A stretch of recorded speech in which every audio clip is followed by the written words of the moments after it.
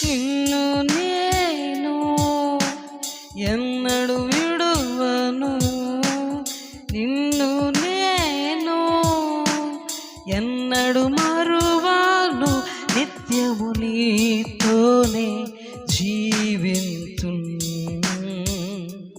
సత్య సాక్షిగా జీవింతున్.